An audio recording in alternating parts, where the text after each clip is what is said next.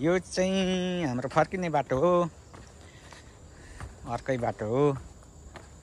ए यत्रो सल्लाह पड्याक्कै भाँचिएछ के अरे, बाँदर पनि हुँदैन त्यहाँ, बुढै भएर हो र। हिउँ पर्दा पो हिउँले भाँच्छ। यो फलेर होला होइन, फल लागेर भाँच्यो रहेछ। ए दसैँ पो आएको होइन साँच्ची नेपालमा त, दसैँ गीत पो बजायो त भाइ। नेपालमा दसैँ आएको छ गाइस, हाम्रो चाहिँ यहाँ बसाइ भएको छ। यस्तो छ, दसैँमा घर जान पाइया छैन।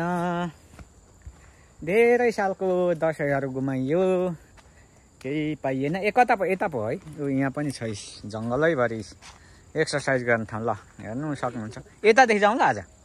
यो बाटो त पुग्छ होला नि पक्कै। हाम्रो बाटो चाहिँ सधैँको चाहिँ उतापट्टि हो, यो सानो हो। अहिले चाहिँ हामी यो बाटो जाउँ भनेर हो। यो तलदेखि त्यो एकजना बुढो गाडी लिएर आएर राति राख्ने बुढो यतैदेखि आउँछ जस्तो लाग्छ मलाई। हेर्नु त, यस्तो दामी छ कोरियाको विकास। नेपालमा भने यो प्रचण्ड केपी ओलीले उद्घाटन गर्नुपर्छ। यहाँ जङ्गलमा यत्तिकै राखिदिएछ। हेर्नु त, न मान्छे आउनु, अलिअलि सप्ताहको अन्त्यमा, हप्ताको अन्तिममा अलिअलि आउँछन् मान्छेहरू, यति हो। नभए यहाँ आउने हामी हो प्राय हावा खाने। यस्तो मजाको फ्रेसको जङ्गल छ साथीभाइ। यस्तै छ कोरियाको लाइफ। काम गाह्रो छ, काम गर्नलाई मजासँग काम गर्नुपर्छ। मच्छर आयो।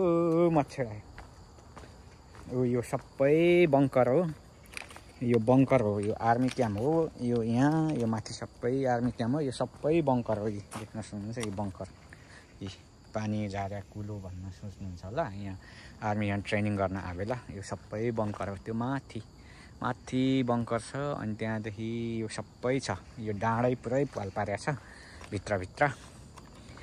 यहाँ यस्तो हुन्छ। अनि यो सबै यो बङ्कर हो, पुलो होइन है गाइस, यो बङ्कर हो। यो आर्मी ट्रेनिङ गर्ने यस्तो छ। यो जङ्गलैभरि छ।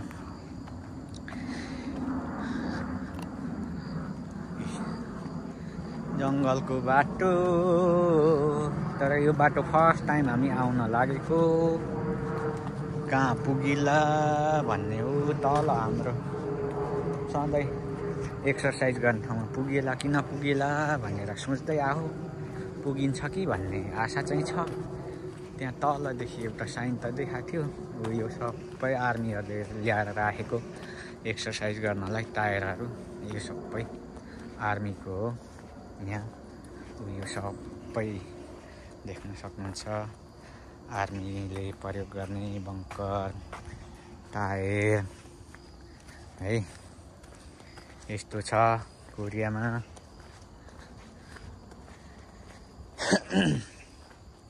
कुनै खतरा छैन, कोहीदेखि खतरा छैन। आनन्दै बस, नियम मान्नु पर्यो, नियम कानुन पालना गर्नु पर्यो, सक्यो। केही हुन्न। यो बङ्कर देख्न सक्नुहुन्छ, यो बङ्कर हो, सब बङ्कर हो। डाँडैभरि छ, उता पनि सबै यो यस्तो छ। नियम कानुन मान्दाखेरि राम्रो हुने देश, नियम पालना गर्दाखेरि। यो टावर, यो यहाँ रहेछ नि त, यो टावर ठुलो टावर हो गाइस। यहाँ जङ्गलभित्र यो बत्तीको टावर हो। तलदेखि हामी एक्सर्साइज गर्न आउने ठाउँदेखि देखिन्छ यो बङ्कर। ल बङ्कर हेर्नुहोस् त, सब यो बङ्कर हो। ल हेर्नु, डाँडा सब फोडेर सिद्ध्याएको। यहाँ आर्मीहरू आएर ट्रेनिङ गर्छन्। सब यता नि बङ्करै बङ्कर छ, जताततै। यहाँ मजाले हिँड्न पाइन्छ सर्वसाधारण नेपालमा भएदेखि त।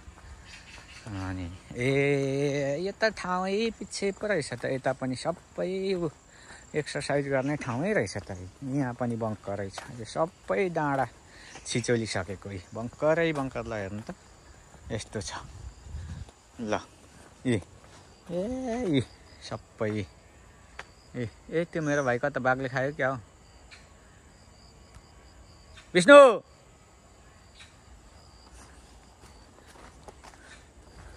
अब यहाँदेखि कता जाने भन्ने कुरा हो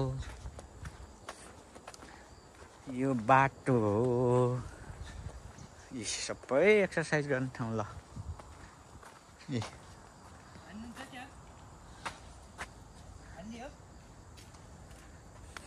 सुल्टो हानौँ न यो पुरै रहेछ नि अनि काम त तल्किँदो रहेछ यार अझै उतादेखि यतादेखि यतादेखि ठिक छ यो त भ्याइने रहेछ हातले ठिक छ त चिप्लो हुँदो रहेछ के भयो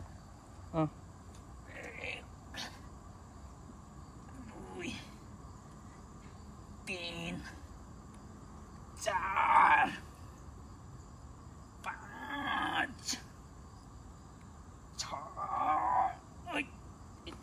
चिप्लो हात नहुँदो रहेछ पानी आइगयो र पानी त आएको त पानी हो नि त्यो स्टिल चिप्लो हुँदो रहेछ कि हान म नआख्ने सक्दिनँ अब यहाँ कहाँ यहाँ च्यान रहेछ तल यतादेखि कहाँ यता होला हौ हाम्रो बाटो होइन अब चाहिँ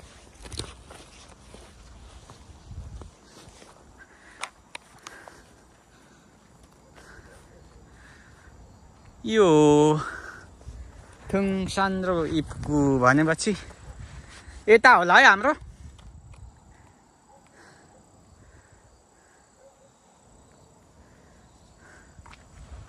यो पक्कै होइन यो तल जाने होला यो बाटो तल हो यमसोतिर पुग्छ होला यमसोतिर पुग्छ होला यता यो होला हाम्रो होइन यही होला सायद अब हो कि होइन पर हामी पुग्ने ठाउँमा चाहिँ थाहा छैन पुग्छौँ होला जङ्गलै जङ्गल छ यहाँ यस्तो मजाको ओ यहाँ सब आउँछन् यसरी हिँड्छन् जङ्गलमा ओ कस्तो डरलाग्दो जङ्गल रहेछ वाउ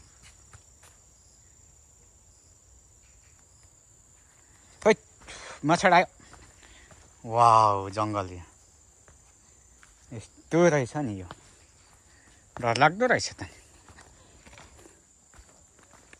हामी आउँदैछौँ जाँदैछौँ हाम्रो ठाउँतिर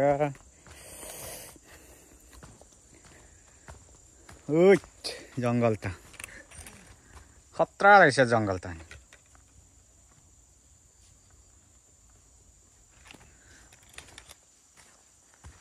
यस्तो छ यो भर्याङ हो यो सबै जङ्गलैभरि यस्तो भर्याङ हेर्नु न काठको राखेको देश विकास भएपछि कसैको बाउको केही नलाग्दो रहेछ नेपालमा भए यहाँनिर सानो मान्छे हिँड्ने पनि बाटो हुन्न थियो मान्छेलाई नुन तेल चामल बोकेर खाने आवश्यक अति आवश्यक दैनिकी जीवनमा आवश्यक सामान बोक्ने बाटो त हुँदैन नेपालमा यहाँ अब यो डाँडा चढ्नलाई कसलाई त्यो न त मान्छे धेरै हिँड्ने गर्नु त न त मान्छे धेरै हिँड्छ यत्तिकै यो राखिदिएको छ अन्त यो आर्मीहरू आउँछ कुनै बेला ट्रेनिङ गर्छ होला एक दिन दुई दिन कति महिनामा आएर अब त्यति हो नभए हामी विदेशी हो अनि सप्ताहमा अलिअलि जान्छ कोरियनहरू माथि डाँडामा त्यति हो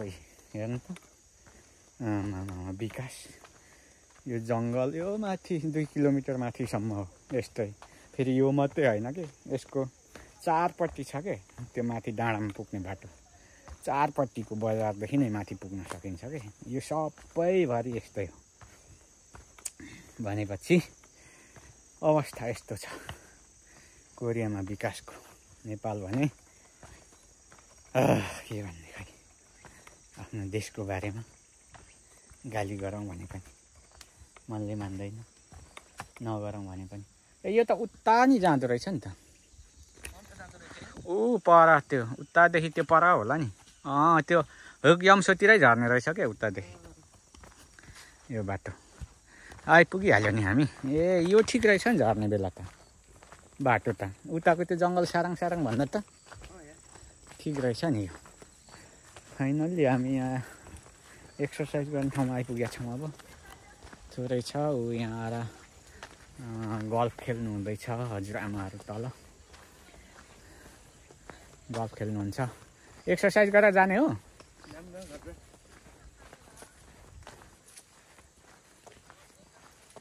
ठेको नि जान्छ है,